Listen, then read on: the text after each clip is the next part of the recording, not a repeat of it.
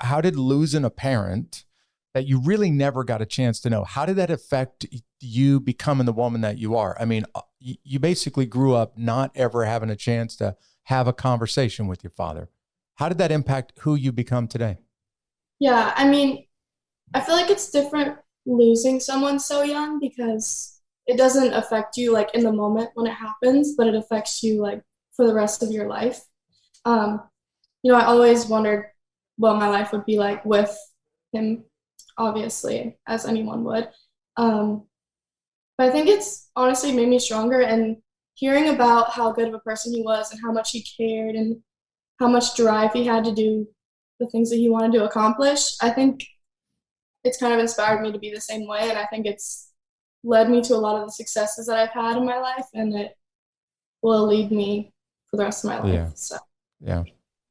Nancy, tell us how do you handle, how did you pick yourself up off the floor, when you learned that you just lost your husband? How do you make it through the next week, month, year? mm, I think that those first few months, I would think to myself, what would Aaron want me to do? You of course want to make your husband who just gave his life for his country, you want to make him proud. I think that you do a lot of crying and a lot of wishing and a lot of praying and a lot of begging before you accept your life for what it is.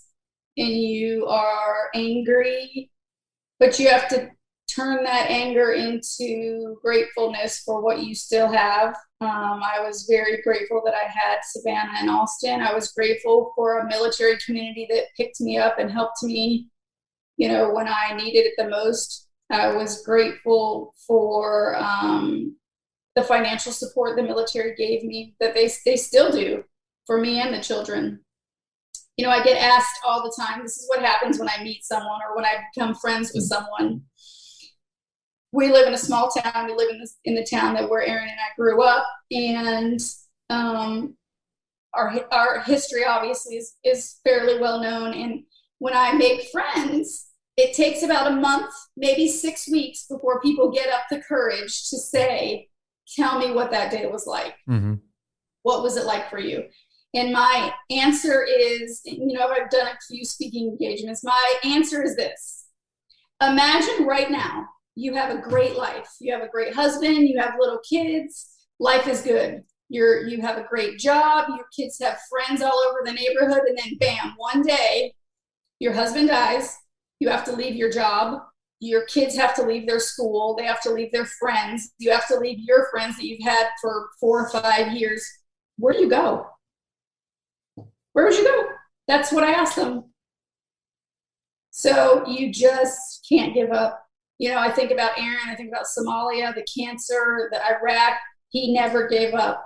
And so I guess that I carried that motto, for lack of a better word. He used to say to Austin all the time that just suck it up, Austin. So that's what we say Yeah. to each other. That's what we would say to each other. And that's what I would say to myself. Yeah. It could always be worse. I didn't tell you guys this. You are the second guests ever on this podcast that's entitled Unbeatable. And the reason why you guys are being interviewed is because you really are women who I have the greatest respect for. And it's not what you went through, it's how you handled what you went through. It's the women that you become today that makes me respect you both so much.